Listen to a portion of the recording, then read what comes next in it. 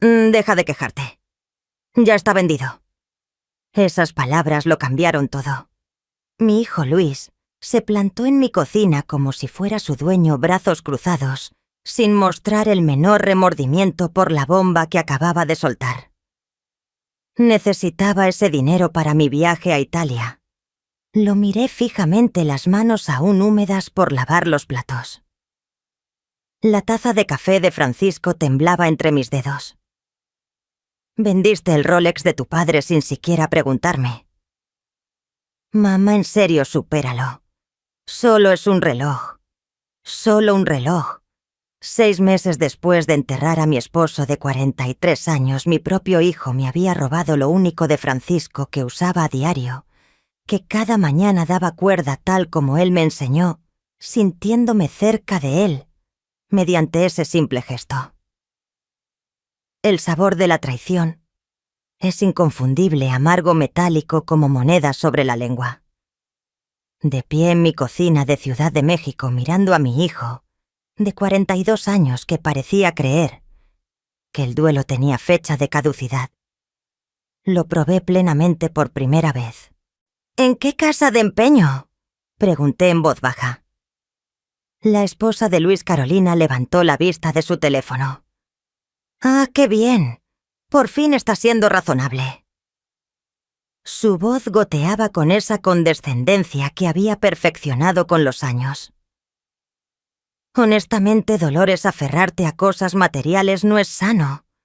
Francisco no querría que vivieras en el pasado. No me digas lo que Francisco querría, pensé, pero me contuve. Carolina llevaba diciéndome lo que Francisco hubiera querido desde el funeral. Siempre que se trataba de que yo les diera algo. «Monte de Piedad Dorada en Avenida Insurgentes», dijo Luis mirando su Apple Watch, carísimo, seguramente más caro que el valor del Rolex. Me dieron 800. Nada mal para algo tan viejo. $800 por un Rolex Submariner de 1978, que Francisco compró con 3 meses de horas extra, cuando Luis nació. Ese reloj que Francisco llevó cada día de nuestro matrimonio, excepto el día que murió, cuando el hospital me lo entregó en una bolsa de plástico junto a su anillo de bodas. ¿Ese reloj valía al menos 3.000? Dije. Carolina soltó una risita. ¿En qué mundo ni siquiera funcionaba bien? Porque yo era quien lo daba cuerda, quien lo mantenía vivo, manteniendo a Francisco vivo en cierto modo. Pero ellos no podían entender eso. Luis y Carolina vivían en un mundo donde todo tenía un precio y nada un recuerdo. «Voy a recuperarlo», anuncié. «Suerte con eso», dijo Luis yendo hacia la puerta. «Mañana volamos. Carolina lleva meses planeando este viaje». Ella lo siguió deteniéndose en el umbral, con esa expresión falsa de simpatía que usaba cuando quería fingir interés. «Dolores, de verdad deberías considerar terapia. Esta obsesión con las cosas de Francisco no es normal». La puerta se cerró de golpe, dejándome sola con el sabor amargo de la traición y el silencio que me acompaña desde que Francisco murió. Pero esto es lo que Luis y Carolina no sabían de su madre patética. Pasé 40 años como gerente bancaria. Sé distinguir entre rendirse y planificar con estrategia, y ya me cansé de rendirme. La casa de empeño era justo como la imaginé, estrecha, polvorienta, iluminada con fluorescentes que hacían ver todo enfermizo.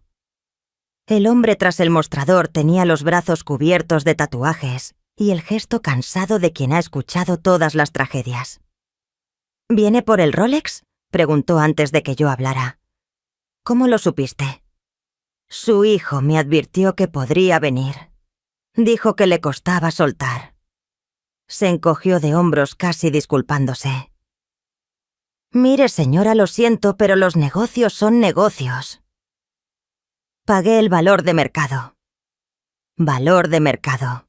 Como si hubiera precio para 43 años de matrimonio para el sonido de Francisco, dando cuerda al reloj, mientras servía su café para el peso en mis manos, cuando la enfermera del hospital me lo entregó junto a su anillo. Lo compraré de nuevo. Lo que pida. El hombre su placa decía. Danny pareció incómodo. Ya está vendido. Un tipo vino esta mañana, pagó en efectivo, aquí no hay devoluciones. Mi corazón se hundió.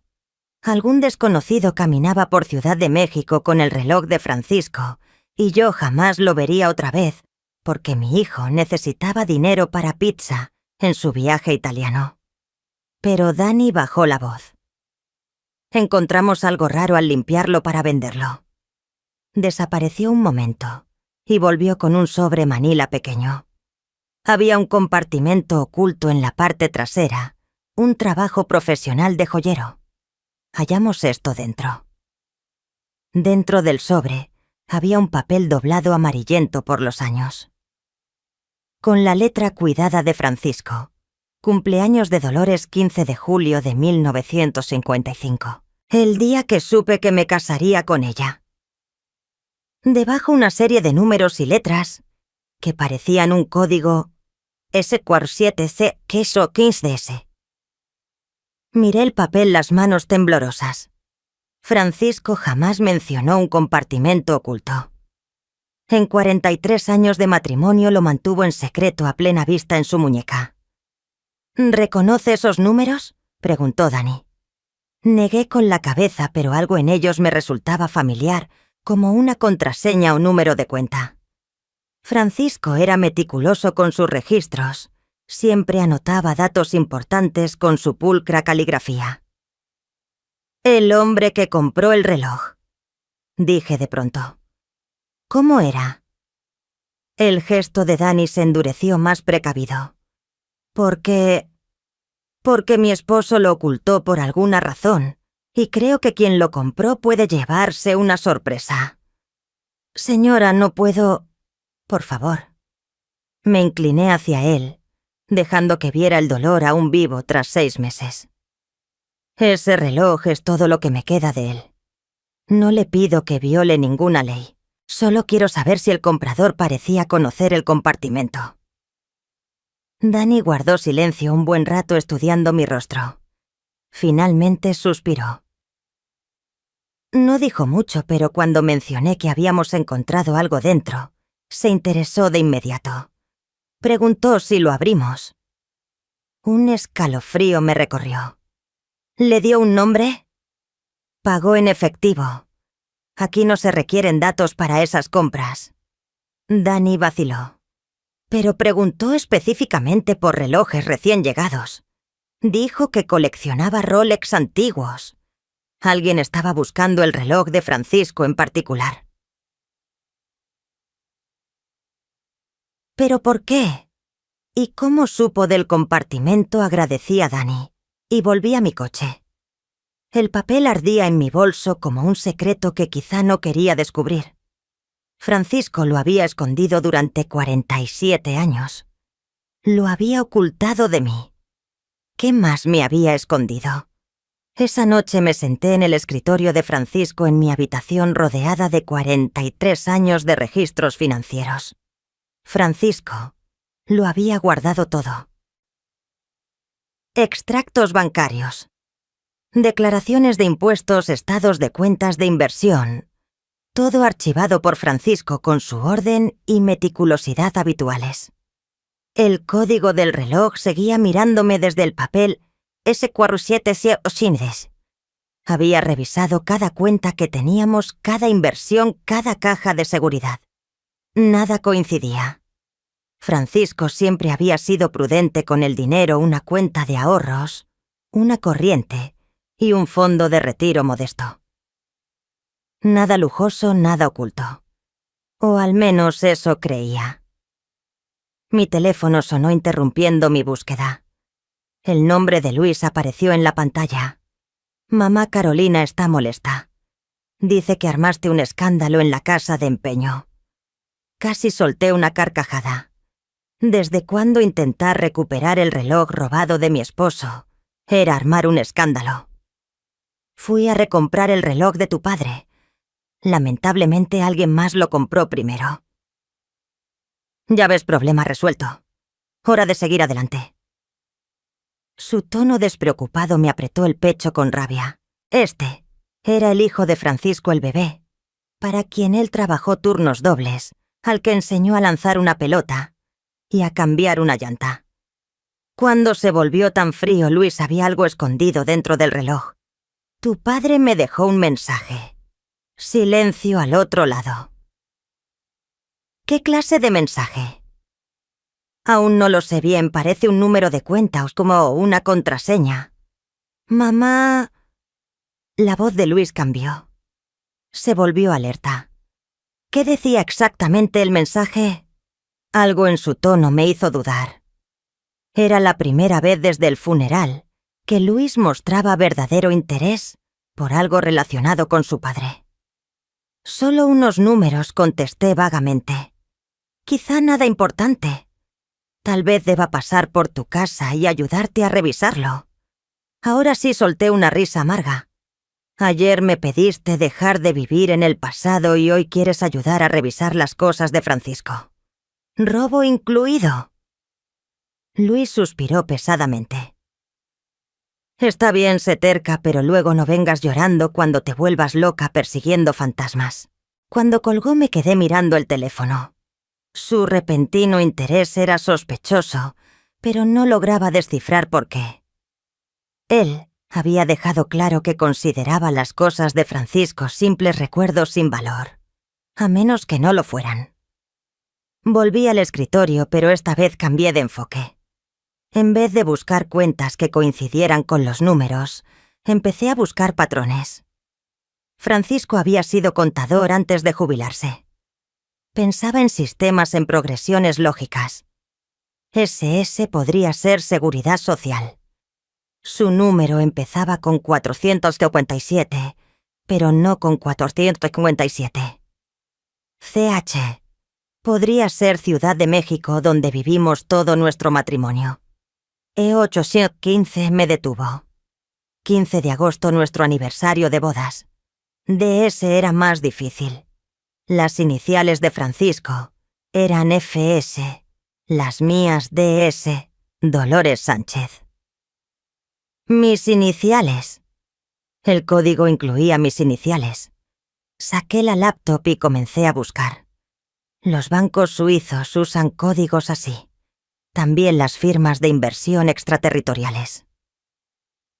3 horas después lo encontré. Secure Solutions, Investment Management, con sede en Islas Caimán. Su web era discreta, profesional, dirigida a clientes de alto patrimonio que buscaban privacidad y seguridad. La página de acceso pedía número de cliente y contraseña. Con los dedos temblorosos escribí S4707 en el campo del número de cliente. En la pantalla apareció número de cuenta válido. Ahora necesitaba la contraseña. Algo que solo yo sabría. Algo que Francisco sabía que adivinaría. Probé nuestra fecha de boda, nuestra dirección, mi cumpleaños. Nada. Entonces recordé la nota. Cumpleaños de Dolores, 15 de julio de 1955. El día que supe que me casaría con ella. No era mi cumpleaños real. El 15 de julio era el día en que nos conocimos. En aquel baile de verano, Francisco siempre decía que supo esa noche que algún día se casaría conmigo. Tecleé 067 nu 545 y contuve la respiración. Acceso concedido. La pantalla que apareció después me arrancó un jadeo. Saldo actual de la cuenta 2 poseches. Francisco había ocultado casi 3 millones durante todo nuestro matrimonio. Me quedé mirando la pantalla hasta que los números se grabaron en mi mente. 2.8 millones en una cuenta de un banco desconocido para mí, escondidos por un marido que durante 43 años me hizo creer que vivíamos al día. Cada discusión por dinero, cada cupón recortado cada vez que compré productos genéricos o remendé las camisas de trabajo de Francisco en lugar de comprar nuevas, todo eso mientras él tenía millones guardados en el extranjero. Mi primer impulso fue la ira. una furia blanca y ardiente ante el engaño, ante las mentiras, por omisión ante 43 años, preguntándome si tendríamos suficiente para el retiro, mientras Francisco acumulaba en secreto una fortuna.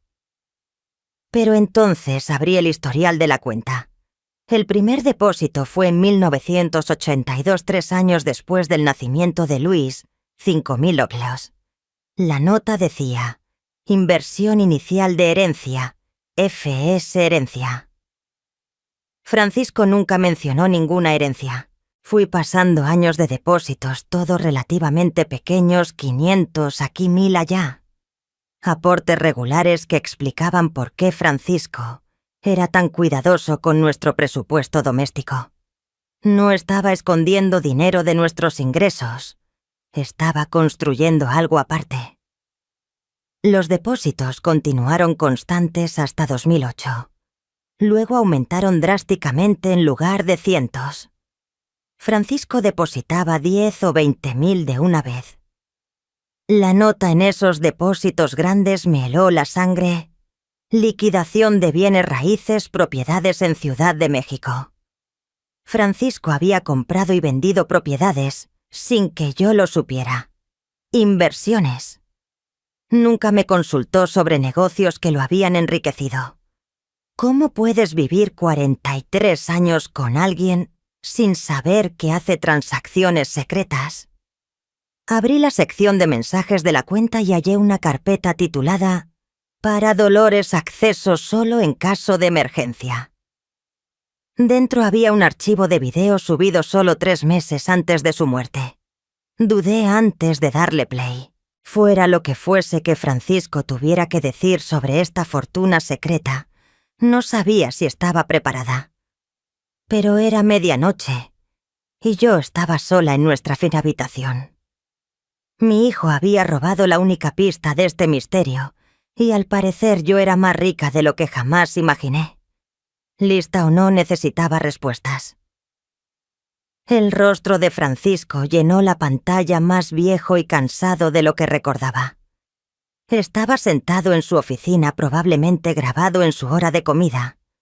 «Dolores, si estás viendo esto, es porque ya no estoy, y algo salió mal». Su voz sonaba firme, pero sus ojos estaban llenos de tristeza. «Esperaba que nunca tuvieras que usar esta cuenta, que envejeciéramos juntos, y que algún día te lo contara durante la cena». Hizo una pausa frotándose el rostro con el mismo gesto que usaba cuando enfrentaba un problema difícil. «El dinero no es mío, cariño. Era de mi padre, lo escondió antes de morir en 1981. Me hizo prometer que lo mantendría en secreto, que lo protegería, y que solo lo usaría si nuestra familia estaba en verdadero peligro». El padre de Francisco murió cuando Luis tenía 2 años. Recordaba el dolor de Francisco, la herencia modesta que pagó nuestra hipoteca. Resulta que había mucho más detrás. Mi padre vio lo que la depresión hizo a las familias, cómo la estabilidad desaparece en un instante. Quiso asegurarse de que sus nietos siempre estuvieran a salvo, pasara lo que pasara. Francisco miraba directo a la cámara y sentí como si estuviera sentado junto a mí. He invertido el dinero con cuidado, sin riesgos innecesarios. Cada centavo está documentado. Cada operación es legal. Ha crecido porque lo reinvertí durante 40 años, pero la cantidad original era para emergencias, un seguro contra la catástrofe. El video continuó con Francisco explicando detalles de la cuenta, su estrategia de inversión y las protecciones legales que preparó. Pero yo no podía dejar de pensar en una frase: «Esperaba que nunca tuvieras que usar esta cuenta». Francisco había muerto de un infarto en el trabajo. Repentino, inesperado, sin señales. ¿Cómo pudo saber que necesitaría ese dinero? A menos que la catástrofe de la que nos protegía no fuera casual. A menos que Francisco supiera algo sobre nuestra familia que yo apenas comenzaba a entender. A la mañana siguiente llamé para avisar que no iría a mi empleo de medio tiempo en la biblioteca. Por primera vez en 6 meses tenía algo más importante que ordenar libros devueltos o pedir silencio a adolescentes revoltosos. Necesitaba comprender qué significaba para Francisco peligro real. La cuenta de inversión tenía registros detallados de 40 años, pero comencé por las transacciones recientes. El último depósito fue apenas 2 semanas antes de su muerte, $25.000, con la nota «Venta de propiedad, liquidación de emergencia». Liquidación de emergencia. Francisco había estado convirtiendo bienes en efectivo, justo antes de morir. Pasé la mañana investigando cada transacción inmobiliaria de Francisco. El hombre con el que estuve casada 43 años resultó ser un magnate inmobiliario en secreto, comprando y vendiendo propiedades por Ciudad de México con dinero que yo desconocía. Pero lo que me heló la sangre fue esto. Todas las propiedades que Francisco vendió en el último año fueron compradas por el mismo comprador, una compañía llamada Sánchez Inversiones S.A. Sánchez también era el apellido de Luis. Tomé el teléfono y llamé a mi sobrino Dani, que trabajaba en bienes raíces. Si alguien conocía los movimientos del mercado, era él. «Tía Lola, ¿cómo te sientes? Bien, hijo. Escucha, necesito preguntarte algo. ¿Has oído hablar de una empresa llamada Sánchez Inversiones S.A.?» Dani guardó silencio un momento. «En realidad, sí. Han estado muy activos últimamente comprando propiedades en buenos barrios. Pagan al contado y cierran rápido. ¿Por qué?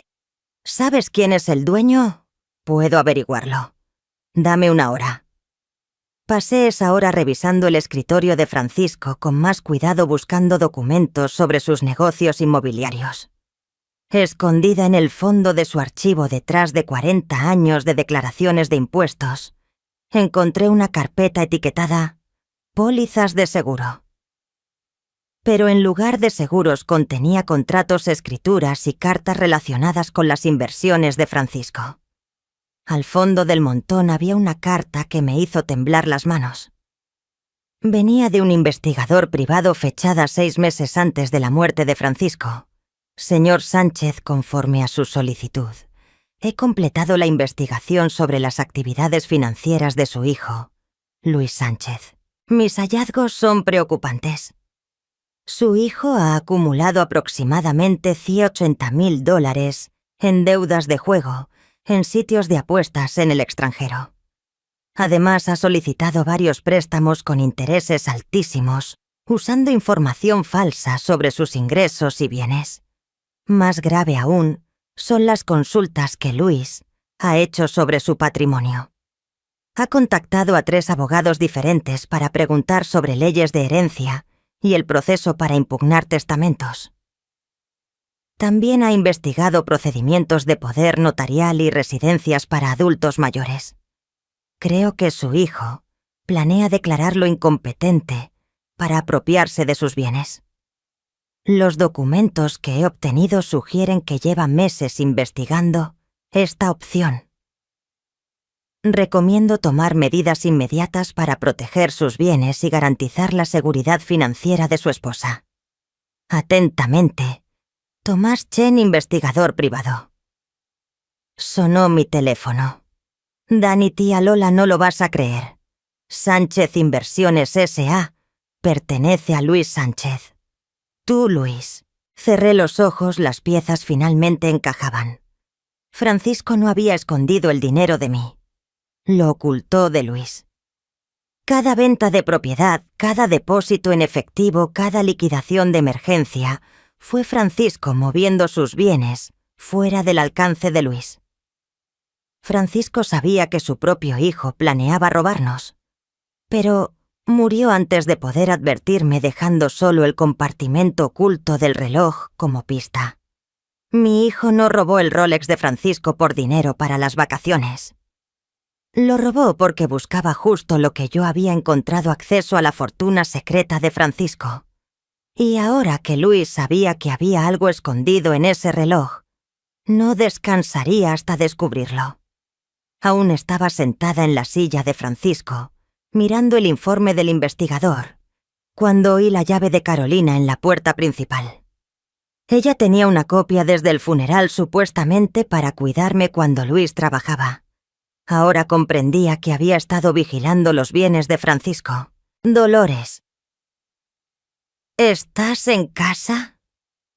La voz de Carolina resonó por toda la casa dulcemente fingida. Luis y yo pasamos antes de ir al aeropuerto. Metí rápido el informe del investigador en la carpeta y minimicé en la laptop la cuenta en el extranjero. Fuera el juego que Luis y Carolina estuvieran tramando, debía entender sus reglas antes de mostrar mis cartas. Desde la recámara los llamé. Aparecieron en el marco de la puerta unos segundos después. Luis traía una maleta pequeña y Carolina lucía un atuendo que gritaba vacaciones de lujo. Sus gafas de diseñador seguramente costaban más que la renta de medio barrio. Solo queríamos despedirnos, dijo Luis, pero sus ojos barrían el escritorio de Francisco, revisando cada papel que me rodeaba. ¿En qué trabajas? Revisando las cosas de tu padre. Respondí con cautela. Hay tanto que nunca supe. Carolina dio un paso al frente clavando la mirada en mi pantalla. ¿Encontraste algo interesante? Sonó casual, pero percibí la tensión en su voz. Esto no era una visita de cortesía, solo viejos estados de cuenta y declaraciones de impuestos. Tu padre era muy ordenado con sus papeles. Luis pareció relajarse un poco. Sí, papá era obsesivo con sus registros. Seguro guardó hasta los recibos del súper de hace 20 años. De hecho, dije probando su reacción, encontré algo raro. Tenía una cuenta de inversión que yo no conocía. Nada grande, apenas unos miles. El cambio en sus rostros fue inmediato e imposible de ocultar. Luis se adelantó intentando fingir calma sin lograrlo. Una cuenta de inversión. ¿De qué tipo? No lo sé, aún los papeles son confusos. Quizá contrate a un contador para revisarlo. Carolina miró fugazmente a Luis. Podríamos ayudarte con eso. Luis es bueno con documentos financieros.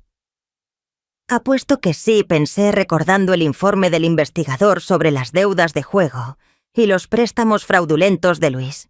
Qué amables, pero ya pedí cita con la antigua firma contable de Francisco. Ellos sabrán manejar sus inversiones correctamente. La mandíbula de Luis se tensó. Mamá, esos contadores cobran $300 la hora. Yo puedo revisar los papeles gratis. Puedo pagar $300 la hora, Luis. El silencio que siguió se cargó de tensión. La máscara de preocupación de Carolina se resquebrajaba revelando a la mujer calculadora detrás. Luis parecía vibrar de frustración. «Será mejor que nos vayamos», dijo al fin Carolina. «No queremos perder el vuelo». Pero Luis no se movió. «Mamá, sobre el mensaje que encontraste en el reloj de papá. Tal vez debería ver esos números antes de irnos por si son importantes». «¿Qué número?», saltó Carolina brusca. Luis le lanzó una mirada de advertencia. «Mamá halló un código en el reloj. Probablemente nada, pero uno nunca sabe». Ahora Carolina estaba completamente alerta, su emoción por el viaje sustituida por atención absoluta. ¿Qué clase de código? Me incorporé lentamente usando toda mi estatura para mirar desde arriba a mi nuera. Del tipo que no te incumbe. El rostro de Carolina enrojeció. «Disculpa. Lo oíste bien.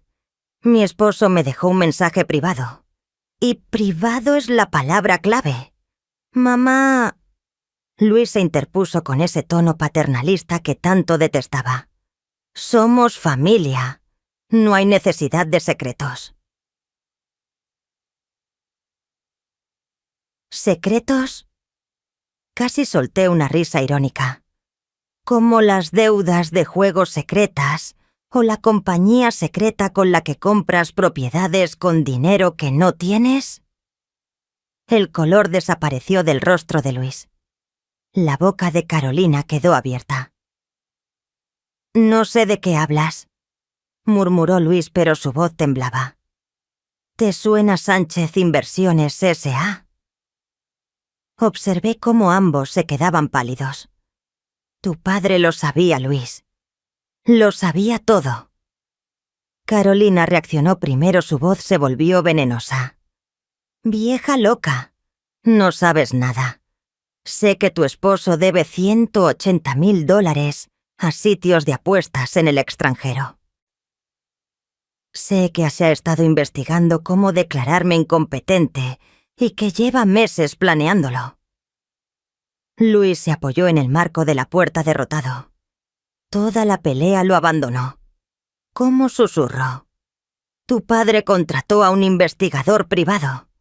Cada mentira, cada deuda, cada plan para robarnos. Todo está documentado».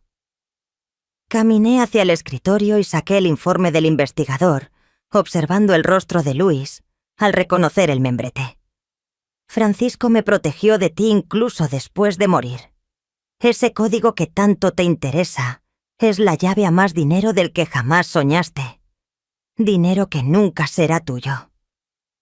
Carolina agarró el brazo de Luis. «Tenemos que irnos ya».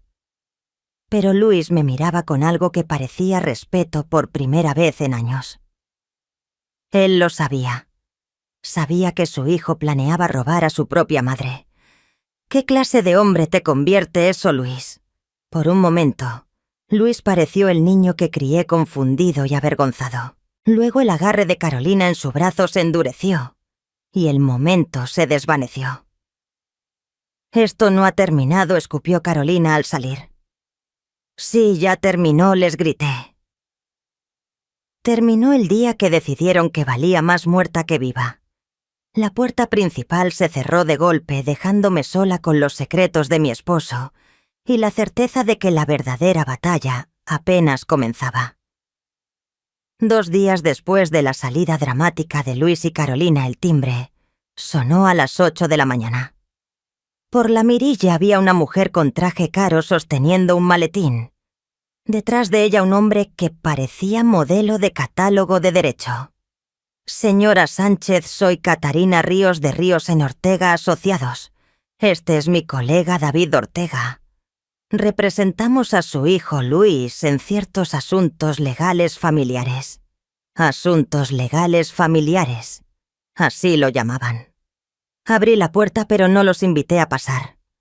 «¿Qué se les ofrece?», Catarina sonrió con esa calidez ensayada que seguramente costaba $300 la hora. «Señora Sánchez, su hijo está preocupado por su bienestar. Nos pidió discutir algunas opciones que podrían beneficiar a todos los involucrados como...». David adelantó un paso sacando una tableta. «Entendemos que pudo haber descubierto algunas cuentas financieras que su difunto esposo mantenía en privado. Aunque estamos seguros de que sus intenciones fueron buenas, manejar inversiones complejas puede ser abrumador, especialmente en pleno duelo. Abrumador. Como si no hubiera pasado 40 años administrando al centavo las finanzas del hogar, mientras Francisco jugaba en secreto a ser magnate inmobiliario. Agradezco su preocupación, pero soy perfectamente capaz de manejar mis propios asuntos». La sonrisa de Catarina no se desvaneció ni un segundo.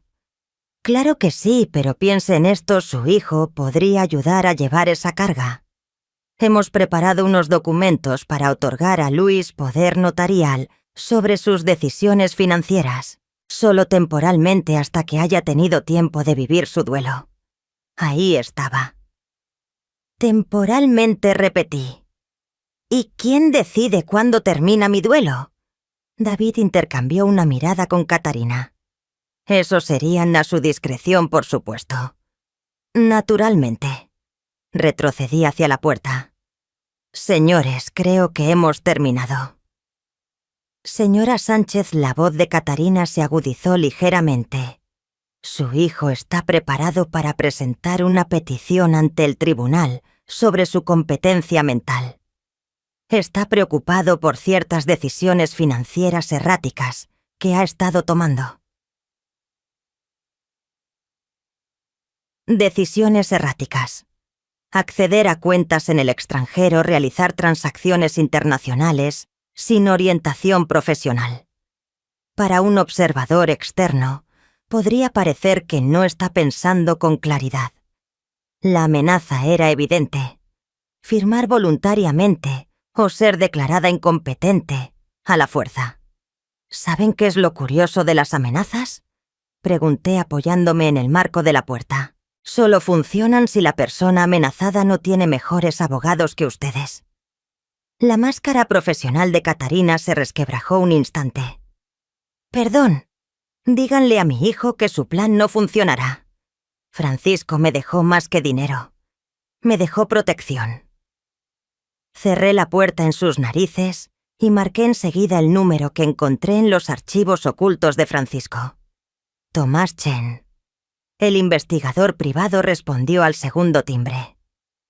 Señora Sánchez, soy Tomás Chen. Tomás, soy Dolores Sánchez, la viuda de Francisco Sánchez. Señora Sánchez esperaba su llamada. Francisco me dijo que quizá necesitaría mis servicios algún día. ¿Lo hizo? Hace unos 6 meses, Francisco me pidió preparar un paquete legal completo por si alguien intentaba impugnar su competencia o su derecho a sus bienes. Todo está listo. Francisco había ido 3 pasos por delante incluso después de muerto. ¿Qué tan preparado para cuando termine de presentar las pruebas de las deudas de juego, de su hijo, sus préstamos fraudulentos y sus intentos de manipular a familiares mayores tendrá suerte si no enfrenta cargos penales? Por primera vez en meses sonreí de verdad. Tomás, creo que es hora de hacer unas cuantas llamadas. La oficina de Tomás estaba en un edificio elegante del centro que gritaba servicios legales costosos.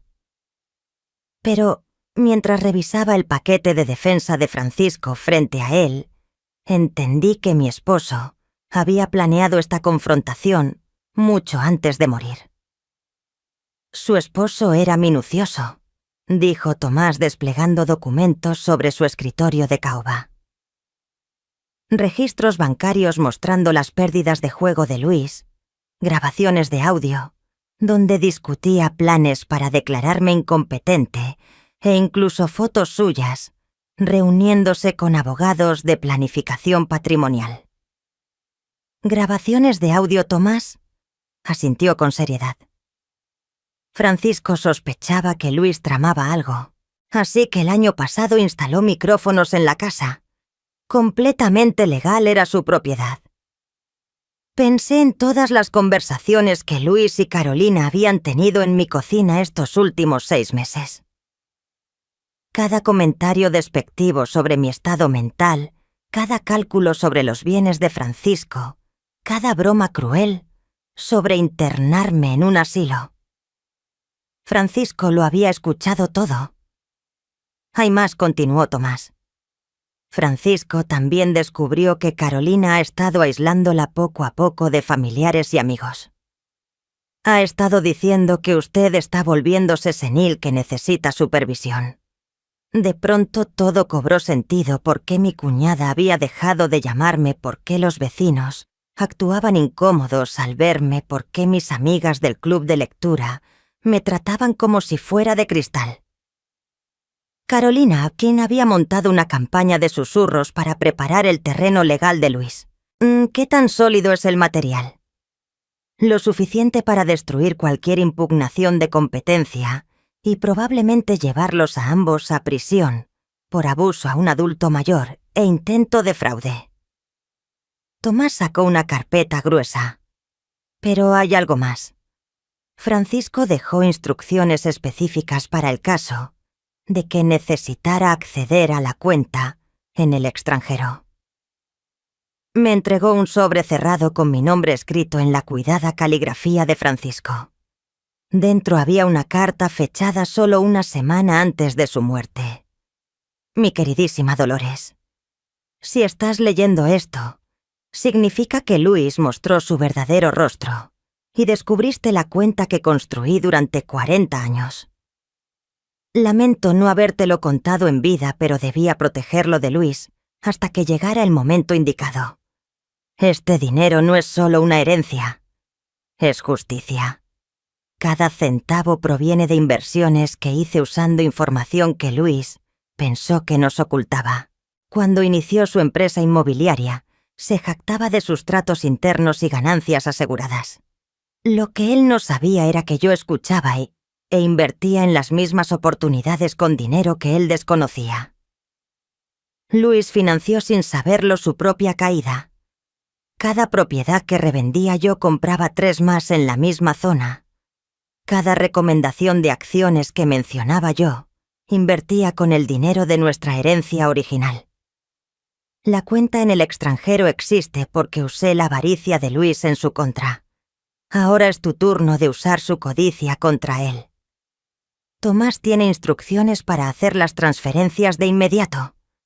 Para cuando leas esta carta tendrás una independencia financiera que Luis jamás podrá tocar, pero lo más importante, tendrás el poder de decidir cómo termina esto. Puedes perdonarlo, cuidarlo a pesar de su traición y esperar que aprenda a ser mejor hombre o dejar que enfrente las consecuencias de intentar robar a su propia madre. La decisión es tuya, mi amor. Siempre lo ha sido. Eternamente tuyo, Francisco. Dejé la carta sobre la mesa con las manos temblorosas. Francisco no solo me había protegido de Luis. Había preparado su caída usando sus propios planes contra él. Señora Sánchez Tomás me observaba con atención. ¿Está lista para proceder? Pensé en Luis de niño emocionado por su primer día de clases. Luego lo recordé hace apenas 2 días en mi cocina llamándome vieja loca, mientras su esposa me amenazaba. Algunas traiciones, una vez consumadas, no tienen vuelta atrás. Tomás, quiero que entregues cada prueba que tenemos a las autoridades correspondientes y quiero que lo hagas hoy mismo. A la mañana siguiente, el caos irrumpió en mi tranquila colonia de Ciudad de México. Estaba tomando café y hojeando el periódico cuando 3 camionetas negras se detuvieron frente a la casa de Luis y Carolina, al otro lado de la calle. Hombres con chamarras del FBI comenzaron a sacar cajas de su puerta principal. Mi teléfono sonó al instante. Mamá, la voz de Luis sonaba desesperada. ¿Qué hiciste? Me protegí, respondí con calma observando por la ventana de mi cocina mientras los agentes cargaban computadoras y archivadores. Lo que tú debiste haber hecho por tu familia en lugar de intentar robarla. No entiendes. Esto nos va a destruir. Ustedes se destruyeron solos. Yo solo lo documenté. La voz chillona de Carolina se coló por la línea furiosa. Vieja rencorosa maldita. Ayudarme. Robando el reloj de mi esposo. Planeando declararme incapaz y esparciendo mentiras sobre mi salud mental para aislarme de amigos y familia. La línea quedó en silencio salvo por la respiración agitada de Carolina. Francisco lo sabía todo, Luis. Cada deuda, cada mentira, cada plan para robarnos.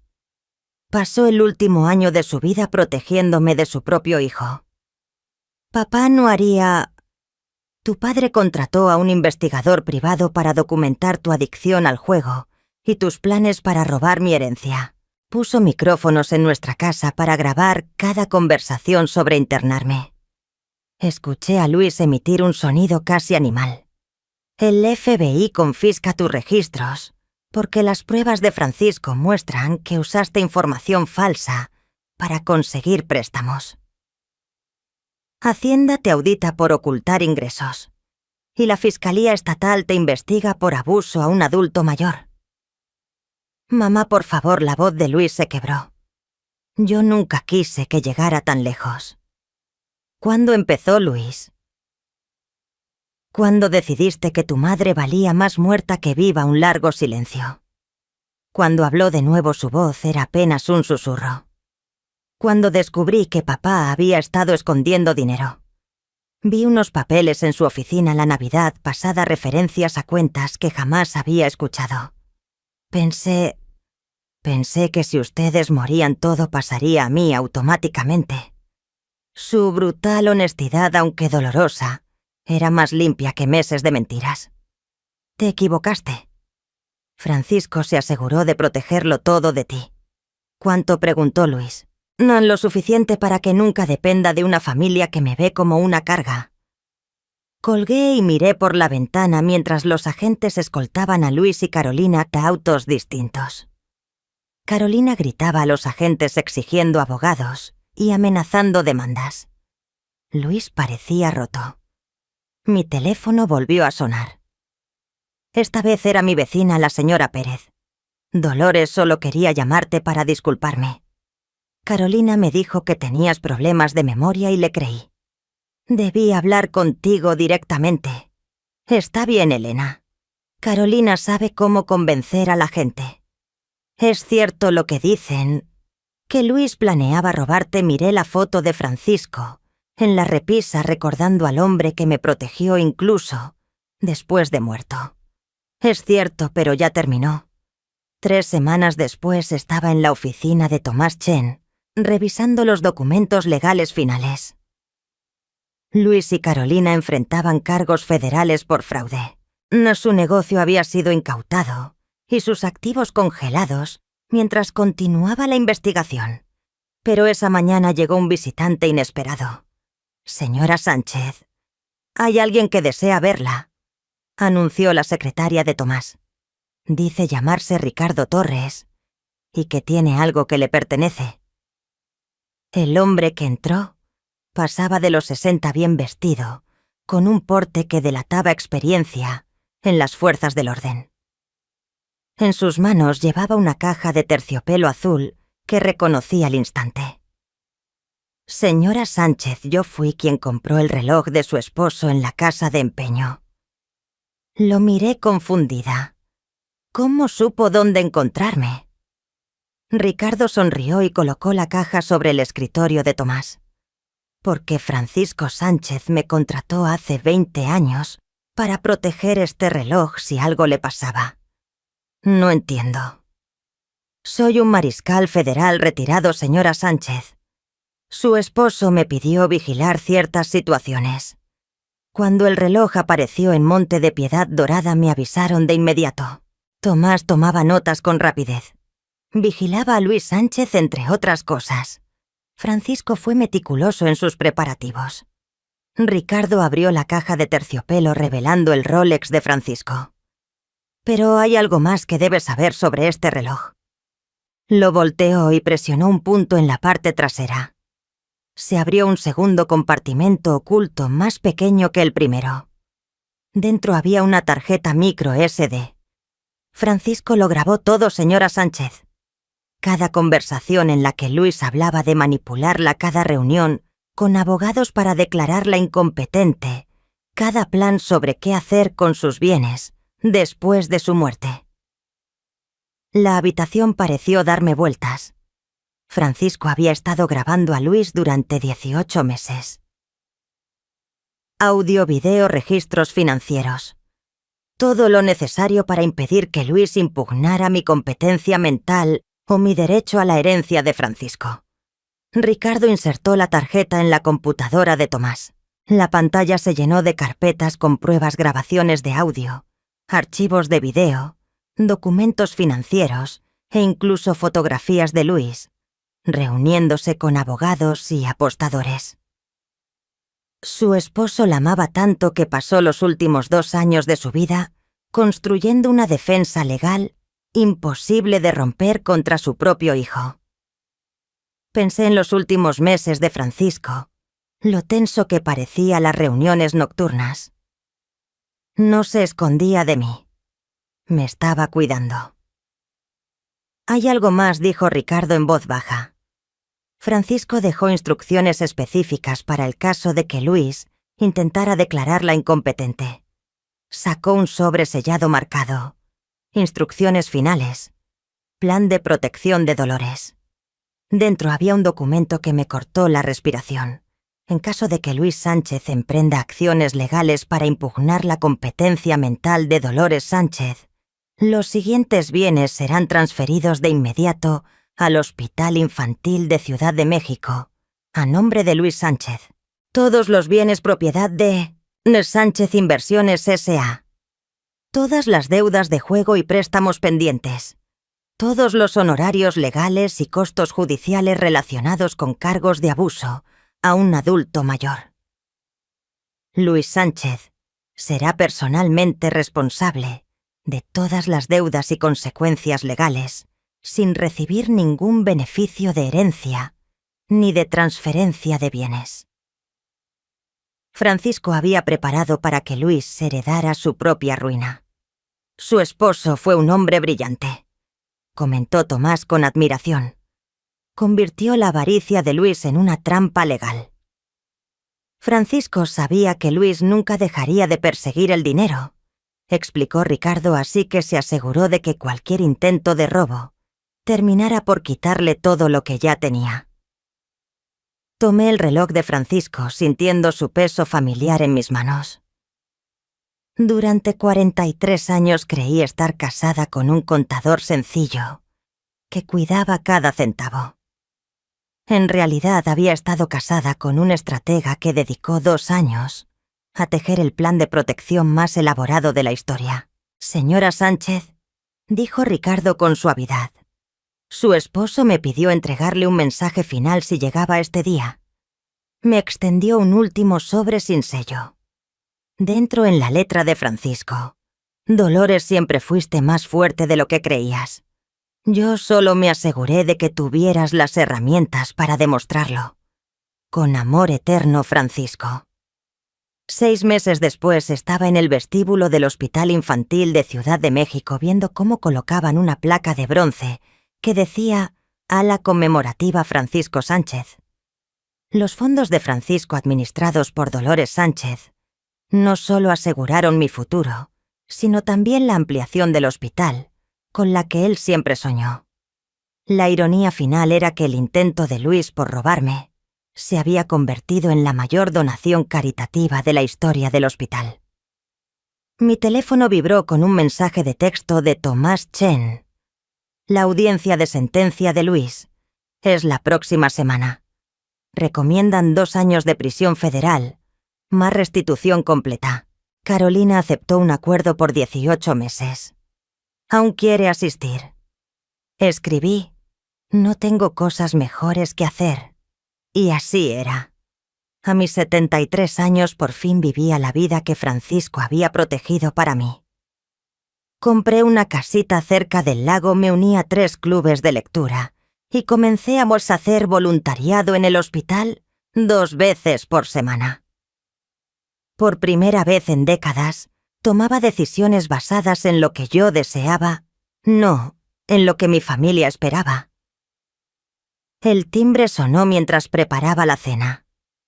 Por la mirilla había una joven con los ojos de Luis y una sonrisa nerviosa. Abuela Dolores, soy Melissa, la hija de Luis. No la veía desde el funeral de Francisco.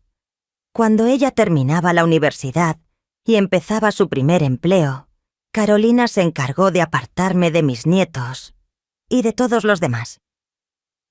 Abrí la puerta. Melissa, qué sorpresa. Sé que debí llamar primero. Retorcía sus manos con nerviosismo. Escuché lo de papá y Carolina, lo que te hicieron. Quería pedirte perdón. No tienes nada que disculpar. Sí, lo tengo. Sabía que algo andaba mal. Papá hacía Papá hacía preguntas extrañas sobre las finanzas del abuelo Francisco, y Carolina siempre hacía comentarios sobre tu memoria. Debí decir algo. Observé el rostro de mi nieta viendo la honestidad de Francisco reflejada en sus ojos, mezclada con los rasgos de Luis. Entra, cariño. Vamos a hablar. Durante la cena, Melissa me contó sobre su nuevo trabajo como maestra de primaria, su compromiso con un joven médico y la culpa que sentía por los crímenes de su padre. No dejo de pensar que debería visitarlo en prisión, dijo. Pero estoy tan enojada por lo que te hizo. El enojo es normal, pero Luis sigue siendo tu padre. ¿Cómo puedes no odiarlo? Pensé en la carta de Francisco en la elección que me dio entre el perdón y la justicia. Porque odiarlo significaría que aún tiene poder sobre mí. Yo elijo la paz. Los ojos de Melissa se llenaron de lágrimas. Te extrañé tanto. Carolina le dijo a todos que estabas confundida y que ya no querías vernos. Nunca dejé de querer verlos y nunca lo haré. Mientras Melissa me ayudaba a recoger los platos, se detuvo ante la foto de Francisco en la repisa. Siempre me pregunté por qué el abuelo Francisco usaba ese reloj todos los días. Debió amarlo muchísimo. Sonreí pensando en los compartimentos ocultos, la cuenta secreta y el plan que me salvó la vida. Él amaba lo que ese reloj protegía. Esa noche, después de que Melissa se fue prometiendo visitarme cada semana, me senté en mi porche trasero viendo el atardecer sobre el lago. El reloj de Francisco estaba en mi muñeca marcando la hora con precisión. Llevaba 8 meses ausente, pero de alguna manera seguía cuidándome. Las historias de amor más grandes no tratan de pasión o romance. Se tratan de protección. De alguien que te ama lo suficiente para librar batallas que ni siquiera sabes que existen. Francisco pasó 2 años preparándose para una guerra que yo nunca vi venir. Se aseguró de que su muerte no me dejara indefensa ante la avaricia de su propio hijo. Hay personas que pasan la vida entera buscando ese tipo de amor. Yo tuve la suerte de llevarlo en mi muñeca durante 43 años. Gracias por Pa.